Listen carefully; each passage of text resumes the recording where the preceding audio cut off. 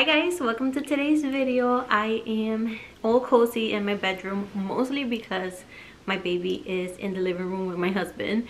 That's the only way that I can film content nowadays. I have to be very intentional and hide for a few minutes so I can film.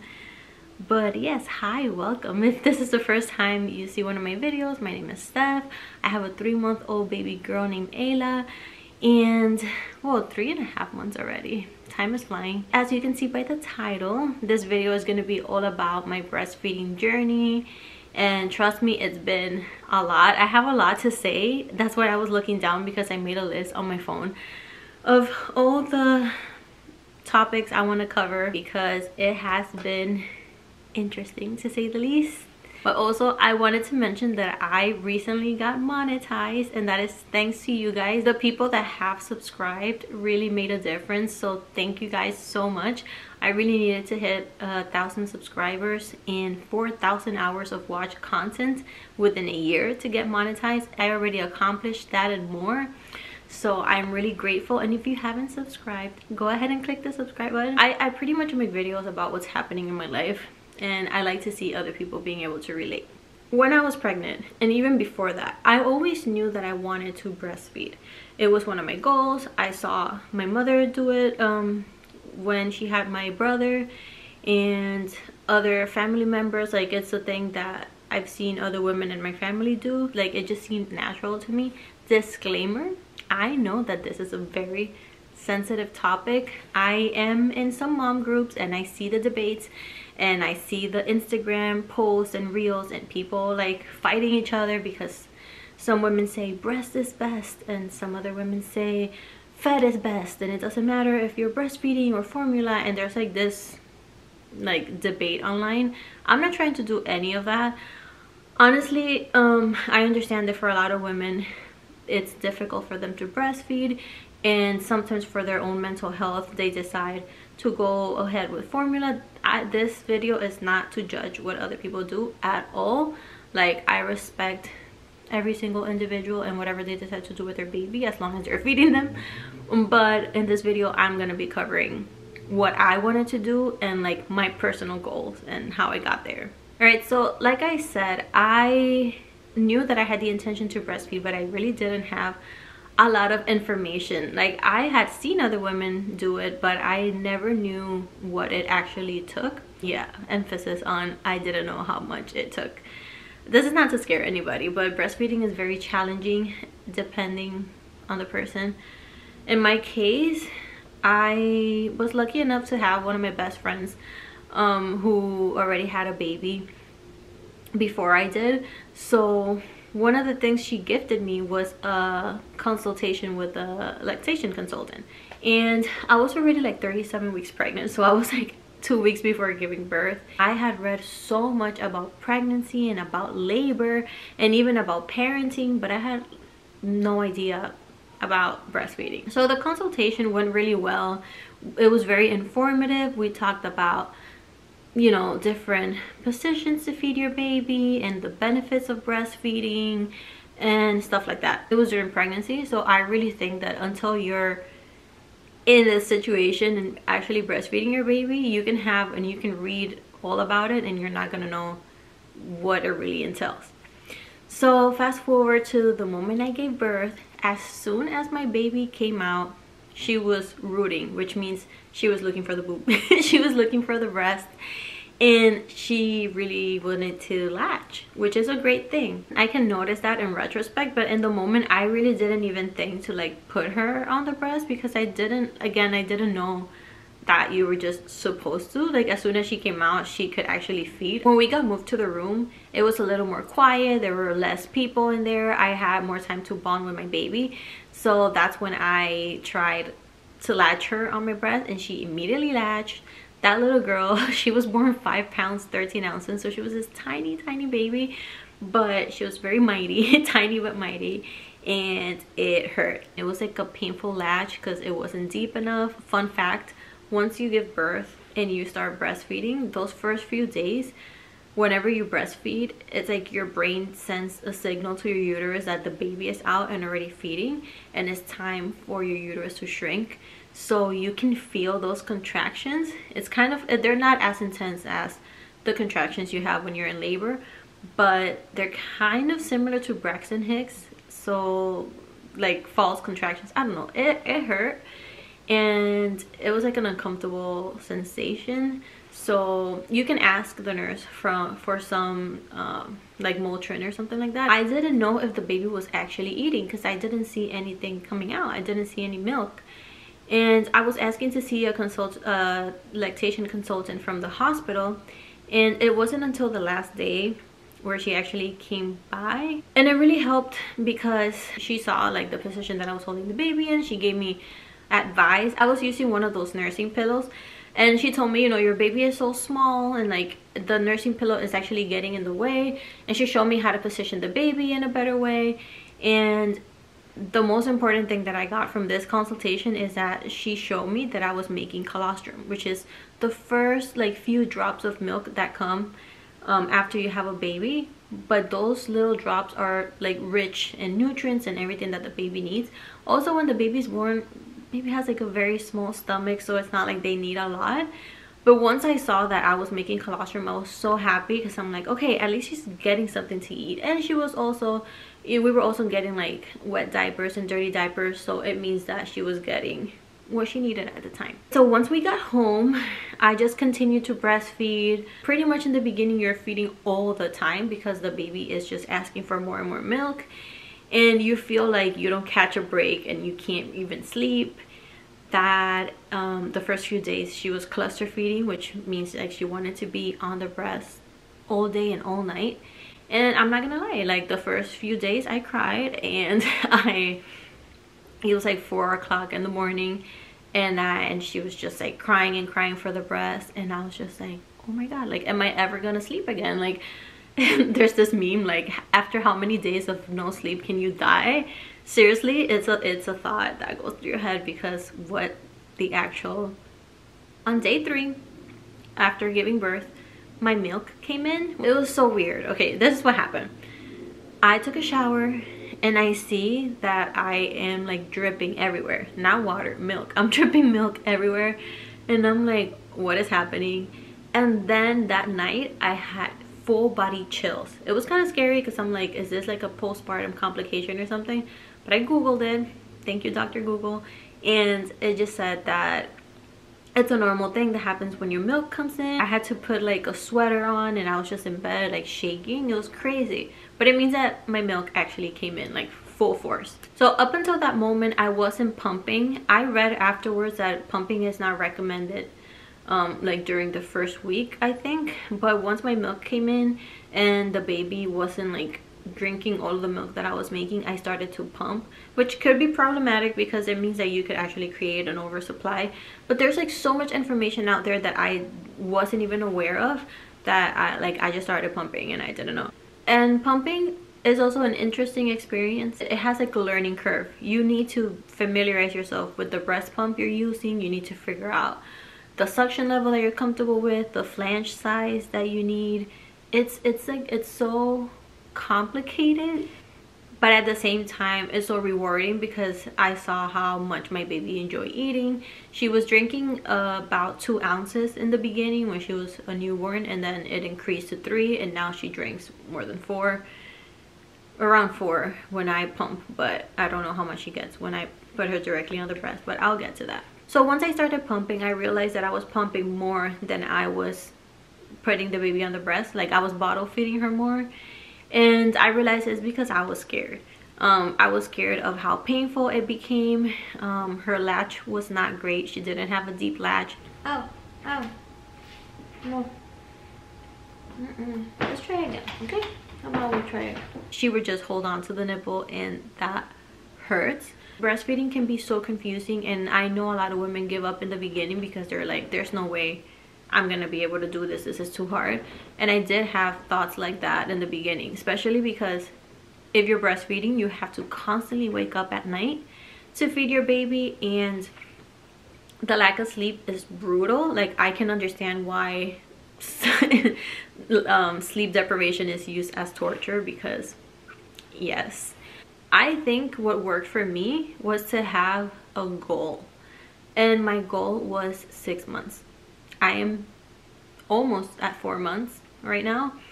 So I feel great because I'm like, oh, I'm almost there. But also now that I've made it to almost 4 months, I'm like, maybe I'll continue a little longer.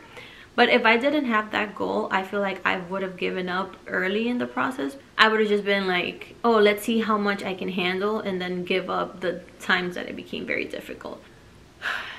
I used to get clogged so often. The milk either gets trapped if you don't feed the baby often enough, or if you're not pumping, or if you have an overproduction with your milk supply, like if you're making more milk than the baby's eating. Clogged ducts can lead to mastitis, which is an infection in the ducts, and it is extremely painful. You can get a fever, and if you don't treat it, it can be very dangerous. I can't even tell you the amount of times that I got clogged. Only one time it started to turn into mastitis, but it resolved, or I really did what I had to do to not let it turn into mastitis. And I'm going to show you one of the products that actually helped with this.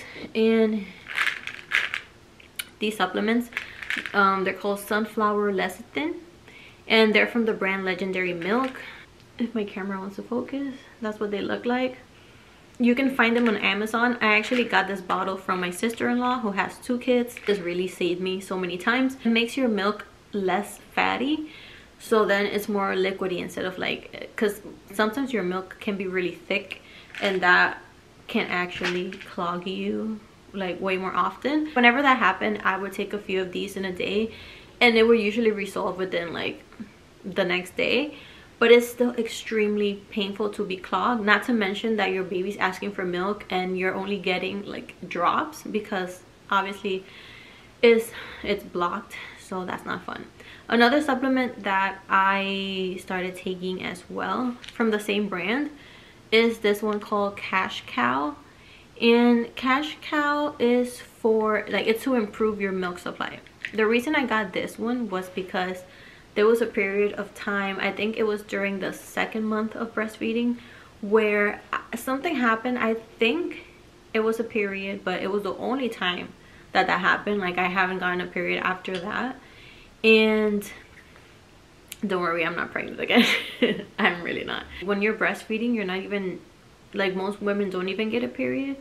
But I think there was a hormonal shift or something that happened, and my milk production dropped significantly to the point where I was crying. I really thought that I wasn't going to be able to continue to breastfeed or feed my baby, because I was getting maybe like an ounce or 2, and she was eating more than that by then. So I started taking this for milk production, and it actually really helped. Now, a lot of supplements can have side effects, not like terrible side effects, but it can make your baby gassy, which is not fun for anybody. It can make you gassy. In my case, I feel like this make me a little gassy, and the baby too, but nothing extreme. Nothing like these lactation cookies I got. I'm sure you've seen this in the supermarket. They sell them at Target, and they're from the brand Milk Makers. I'm sorry if the light is changing a lot. I'm in front of the window and it's very cloudy today. The sun is like in and out. But yeah, these taste amazing. They also help with milk production. I did see a difference when I ate these. They're delicious, but these made me and the baby very gassy. And there was a time where the baby was also very constipated. Like, she didn't poop for like a whole day and a half, I think, or 2 days. No, yeah, definitely like a couple of days.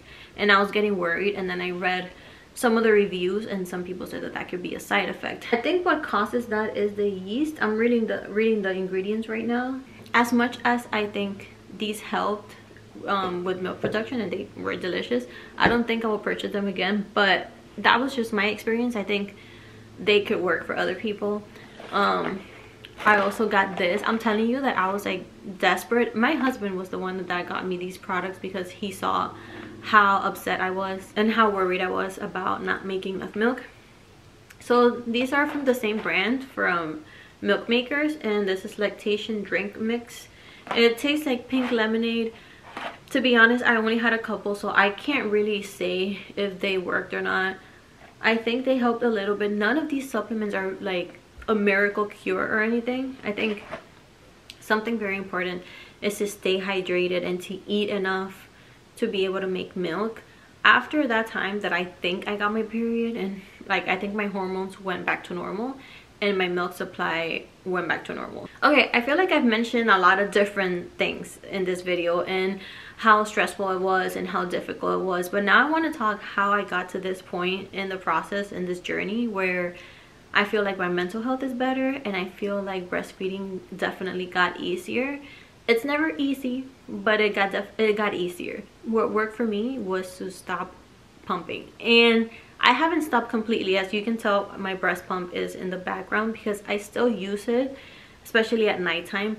I would say to reduce the amount of times I pump. Pumping is great for some women whose babies never learn how to latch and they just opt for, you know, using a breast pump and feeding their babies through a bottle, and that's great. Like, as long as you're feeding the baby, that's all that matters. But I hated pumping. It's not necessarily the action of pumping, it's the fact that you are on a timer constantly. I had to pump every 2 to 3 hours. I was always stressed about pumping. Like, if I would step outside, I was like, oh my god, I have to pump, I have to pump, I have to pump. And I had like alarms and whatever. If I didn't pump within like 3 hours, I would get clogged and then I would be in pain for days. And it was just like so stressful. So I was like, you know what, as much as latching my baby causes me pain and gives me literal anxiety, I need to work on it. And I looked up videos. I'm actually gonna link that video right here. I don't even remember how I found that video. It was online, and it's like some website that show how to position your baby. And I know what you're thinking. I did have these consultations with like experts and everything, but I feel like it wasn't at the right time. Like, when I found this video, I was like already in the middle of like the whole journey, so it made more sense to me because I understood better, I guess. But it wasn't only the video, it was the fact that I kept practicing and that I kept latching the baby, and that she got older and she got bigger and she learned how to latch better. Just, I don't know, it just, at some point after 3 months, or like as she was getting close to turning 3 months, things just started to get easier and they started to get better. And I've heard that from other people on YouTube, that eventually breastfeeding gets better. There was one day that I realized that I didn't pump at all. Like, anytime, every 2 or 3 hours, she was getting hungry and I would latch her and she would empty both breasts, and then we'll do the same in a few hours. And it was nighttime and I told my husband, like, oh my god, I haven't pumped today. And he said, like, you know what, I actually, this was after a few days of doing that, he said, I've actually noticed that you've been much happier. Because I hate to admit it, but I was not a happy person when I had to constantly be stressing out about pumping all day and all night. There's something that I never considered, and is that I was never gonna sleep the whole night again. Not because of the baby, because my baby is a great sleeper. She sleeps, she only wakes up like once during like 3 or 4 in the morning because she wants to eat, and she goes back to sleep. But even if she slept the whole night, I still had to pump because I would wake up engorged and clogged, and it was painful and miserable. So I had to actually set an alarm at like whatever, in the middle of the night, and sit on the edge of my bed and pump when I'm like half asleep, and do that every single night.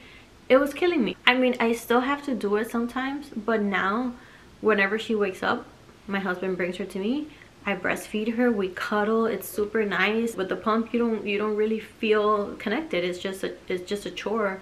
With the baby, like, it's still a chore, but like, we get a cuddle session in between. It's still hard. I was clogged yesterday because the baby fell asleep while she was feeding in the middle of the night, and she didn't empty my breast. So in the morning I got clogged. So it still happens and it's still hard, but I feel like I'm so close to my goal, which was originally 6 months. And I was even telling my husband yesterday, like, we'll see, maybe we'll continue a little longer. Don't quote me on that, because maybe we'll get to 6 months and I'm gonna be like, okay, I'm done. It's a lot of work. You have to really be committed to breastfeeding. Another thing that I want to mention is that I am blessed enough to be a stay-at-home mom. Like, my job right now is YouTube, and I get to spend all the time with my baby. I know that working moms have to pump if they're giving their babies breast milk, or have to use formula, and that is perfectly fine. This might be a slightly different angle because I realized I didn't mention something very important, and is that one of the reasons I started pumping was also because I wanted to start a freezer stash of my milk, meaning to have milk frozen for, you know, any emergencies. Like whenever my milk supply dropped, I actually had to defrost milk, and that saved me. Because imagine if for some reason you get sick or something happens, like you get clogged and you don't have enough breast milk and your baby's just screaming for it. A lot of people have to just buy formula and introduce formula to their babies when they don't want to.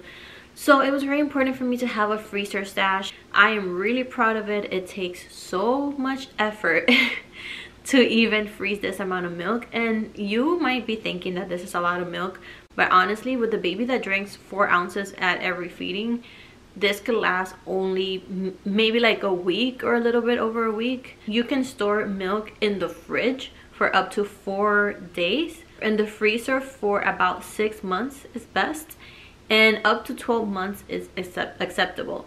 The 12 months, like having frozen milk in a freezer for a year, is better if it's a deep freezer that you don't open often.